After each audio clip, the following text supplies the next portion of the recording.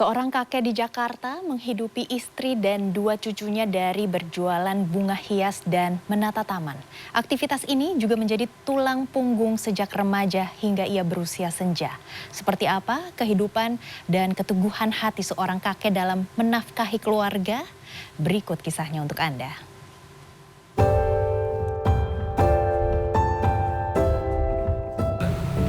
Ya saya masih tetap ya, habis saya mau usaha apa lagi. Sedangkan umur saya udah begini, nggak mungkin saya kerja lagi. Kalau sekarang tenaga saya udah berkurang.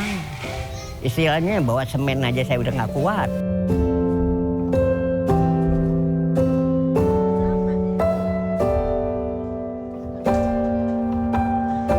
Pagi menjelang siang, setelah menemani sang cucu tertidur, Hayuni bersiap untuk memulai aktivitas.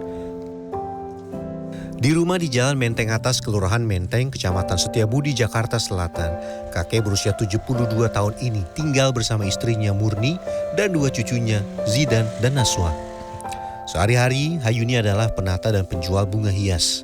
Dari pekerjaan yang ditekuni sejak usia 17 tahun itulah, ia menghidupi keluarga. 6 anaknya telah hidup bersama keluarganya masing-masing di tempat terpisah. Sayang, karena faktor ekonomi, dua diantaranya menitipkan anak untuk diasuh Hayuni dan istri. Bukan berarti hidup Hayuni lebih baik. Usahanya menjual bunga hias tidak lagi berkilap seperti di masa pandemi Covid. Pada masa pandemi, bisnis jual beli bunga hias tengah naik daun seiring tren yang meningkat. Saya mencari usaha yang resikonya nggak berat. Kalau usaha tanaman kan istilahnya seminggu, sebulan kagak turun kan kita bisa rawat. Bagus bisa bawa lagi. Tapi kalau kita tanam usaha makanan, buah, itu kan dalam jangka 2 hari 3 hari nggak laku. Nah itu risikonya kan lebih berat.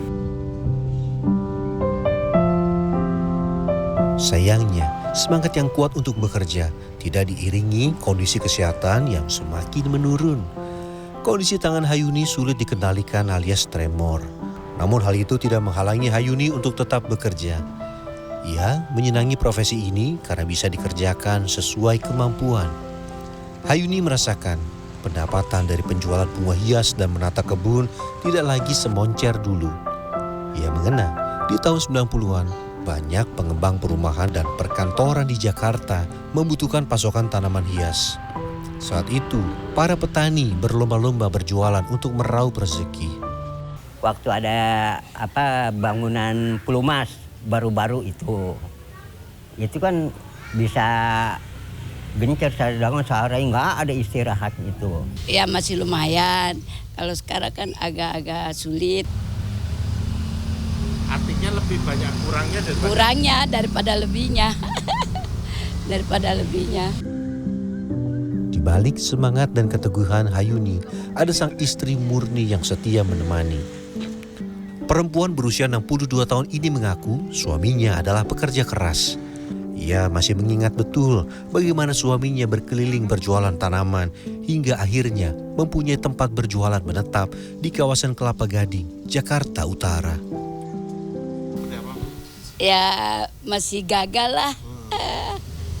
Ya, sekarang agak ada penyakitnya, darah tinggi segala macam. Dulu keliling bapak mikul, sekarang aja pakai gerobak. Ya, masa kejayaan itu telah berlalu. Saat ini penjual tanaman hias semakin banyak. Bahkan melalui platform digital harganya jauh lebih murah. Sedangkan Hayuni masih setia dengan cara-cara tradisional. Di umurnya sekarang, teknologi masih terasa asing. Meski begitu, ia selalu punya cara untuk meraup rezeki. Ia yakin Yang Maha Kuasa tidak akan tidur melihat umatnya yang tetap berusaha untuk menafkahi keluarga. Apalagi Hayuni juga menjual jasa penata taman. Kalau online kan semacam bapak pesan di online. Diantar bayar udah kan. Kalau saya kan kagak. Bapak beli sama saya, Pak tolong tuh taburin. Nah. Jadi sama-sama aja umpamanya ada ongkos tanamnya udah termasuk di situ gitu. Kalau online kan kagak.